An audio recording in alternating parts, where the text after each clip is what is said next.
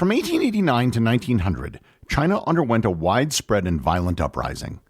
The revolt, a reaction against Chinese exploitation by foreign powers, was decades in the making. In response to the revolt, a group of 8 nations joined together to put down the rebellion and ultimately subjected China to yet another humiliating treaty. The rebellion wasn't successful, but it did lay the groundwork for the seismic changes that would shape the country during the 20th century. Learn more about the Boxer Rebellion and how it influenced China on this episode of Everything Everywhere Daily.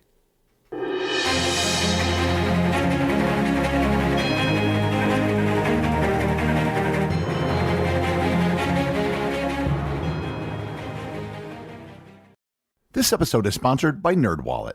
Nerds! When it comes to general knowledge and history, you know I've got you covered. But who do you turn to when you need smart financial decisions?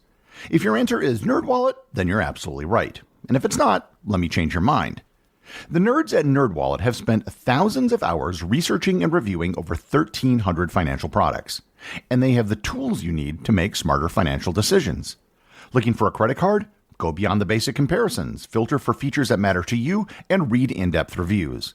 Ready to choose a high-yield savings account? Get access to exclusive deals and compare rates, bonuses, and more. House hunting?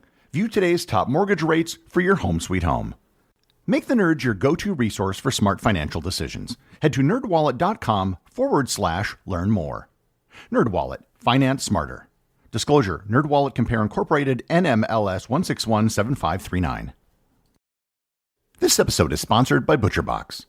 We're now in the thick of football season, and that means inviting friends over to watch the big games. If you're going to have people over, then you're going to have to feed them.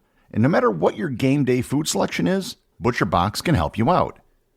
ButcherBox is currently offering new members a great deal that will help in your game day preparations. New members can get their choice of ground beef, chicken wings, or bacon for free in every order for the lifetime of your subscription. Want to serve burgers or sliders? Then go with the ground beef. If you love chicken wings, then you can go for that. And of course, bacon goes with everything. No matter what you select, ButcherBox only offers the highest quality meats and seafoods. So sign up to ButcherBox today by going to butcherbox.com/daily to receive your choice of ground beef, chicken wings, or bacon for free in every order for the lifetime of your subscription. Plus, you get $20 off your first order. Once again, that's butcherbox.com/daily and enter code DAILY at checkout. The period from 1839 to 1949 is known in China as the Century of Humiliation.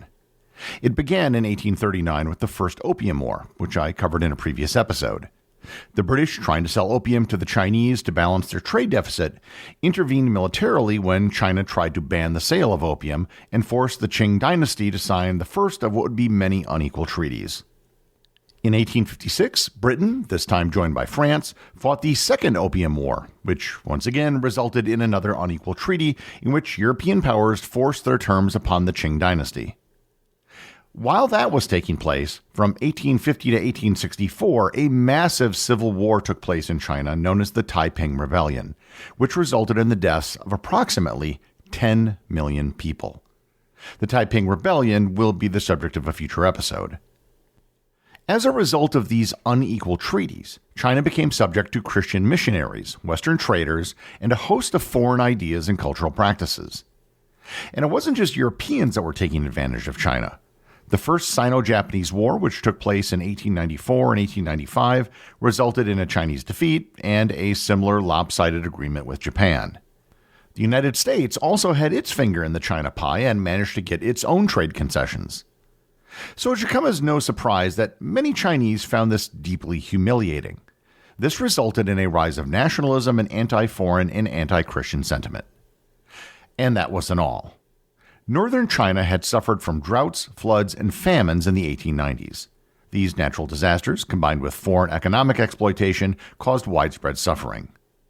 Railroads and other Western infrastructure disrupted traditional farming communities, leading to unemployment and a sense of cultural loss. The Christian missionaries in China enjoyed extraterritorial rights that gave them immunity from Chinese law, and many locals saw missionaries as agents of foreign exploitation. Some missionaries were buying Chinese temples and converting them into Christian churches. Railroads were built through cemeteries which required the removal of tombs of the local people's ancestors.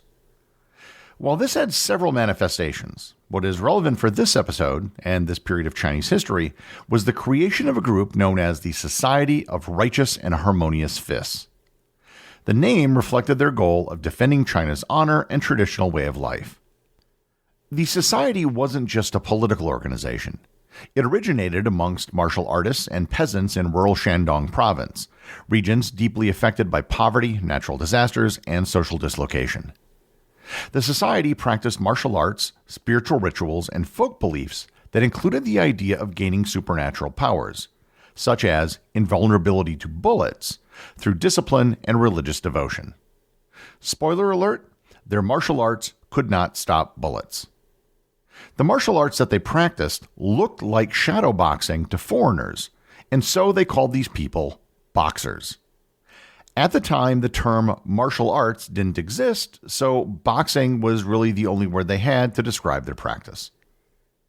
In addition to being against foreigners, the boxers were also initially against the Qing dynasty and the emperor because of what they had let happen to China.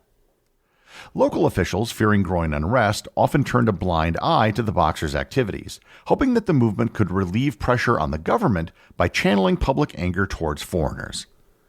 By 1898, the boxer movement had spread from rural areas into towns and cities, attracting disaffected peasants, workers, and unemployed individuals.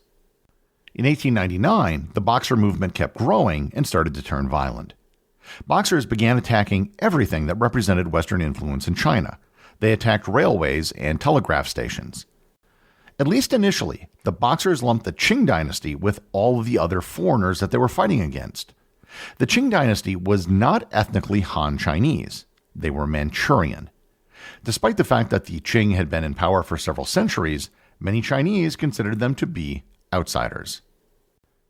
In addition to being outsiders, their corruption just made them unpopular with the common people who made up the vast majority of boxers. By 1899, the boxers had killed hundreds of foreigners and Chinese Christians and had destroyed dozens of Western-owned or associated facilities. A major turning point in the rebellion occurred in January of 1900. The real power in China was the Empress Dowager Cixi. Cixi had been the real power behind the throne for decades. Despite the problems the Qing dynasty faced in the last half of the 19th century, Cixi managed to manipulate events and people to keep herself in power. She was incredibly shrewd. She noted the boxers' popularity and finally changed the official imperial position on them. Instead of opposing the boxers, she was now going to support them. This was a calculated move. By throwing her support behind the boxers, she was aligning herself with a popular movement, but she was also able to deflect criticism away from the Qing and towards foreigners. She hoped that the boxers would completely remove the foreign presence in China, allowing her to reverse or at least mitigate the damage done over the last several decades of one-sided treaties. With the support of the Qing, the boxers went into overdrive in the first few months of 1900. They spread out into the countryside, burning churches, attacking and killing Chinese Christians, and anything else that had a taint of foreign influence. All the while, they were inching closer and closer to Beijing. The boxers moving closer to Beijing was an immediate threat to the foreign powers in China. This is where all the foreign embassies were located as well as their staffs. On May 30th, the foreign diplomats, under the leadership of the British ambassador Claude Maxwell MacDonald, requested a foreign military force of about 435 Marines to be sent to Beijing to protect the foreign diplomats. The Empress reluctantly agreed to the request. The military force would be a joint force involving Britain, France, Austria-Hungary, Germany, Italy, Japan, Russia, and the United States. These countries became known as the Eight-Nation Alliance. And it was a rather odd alliance in that the parties had no agreements or treaties. They simply just worked in concert with each other. On June 5th, the boxers cut the railroad ties at Tianjin, effectively cutting Beijing off from the rest of China and hence the world. On June 10th, the first Allied relief force of about 2,000 men was sent under British Vice Admiral Edward Seymour. They marched towards Beijing, but were forced back after encountering resistance about 12 miles from the city. On June 13th, the first Boxers appeared in Beijing's legation quarter, home to foreign diplomats. Their slogan as they entered Beijing was, quote, "Support the Qing, destroy the foreigners." And that same day, the Boxers killed a Japanese diplomat. On June 20th, a group of Boxers, supported by Qing soldiers, began to lay siege to the legation quarter of Beijing. Trapped inside the quarter were 473 foreign civilians, 409 soldiers from the Eight-Nation Alliance, and approximately 3,000 Chinese Christians. They had only one artillery gun to defend themselves, which was dubbed the International Gun. And it was called that because the barrel was British, the carriage it was on was Italian, the artillery shells were Russian, and the crew that was manning it were American.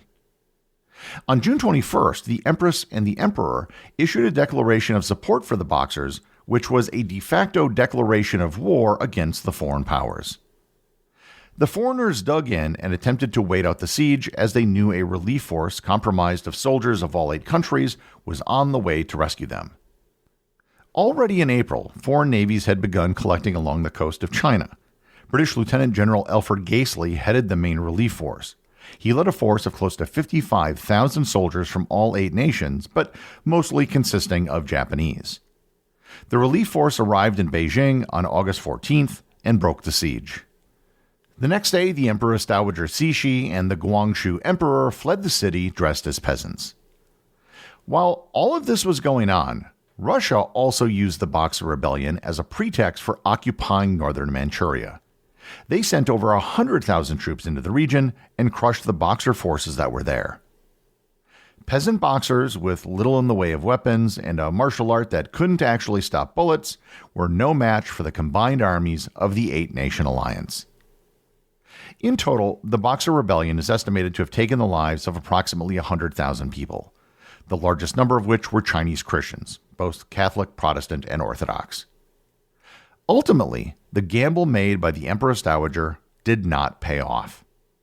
In September 1901, the Qing government was forced to sign the Boxer Protocol.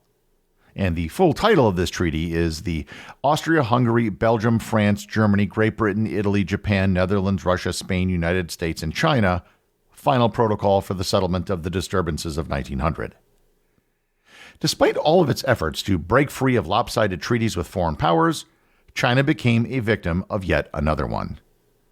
The agreement posed several harsh terms on China. For starters, it mandated the execution of at least 10 leaders of the rebellion who were responsible for the murder of multiple foreigners. Next, China was forced to pay reparations of 450 million taels of silver in reparations over a period of 39 years.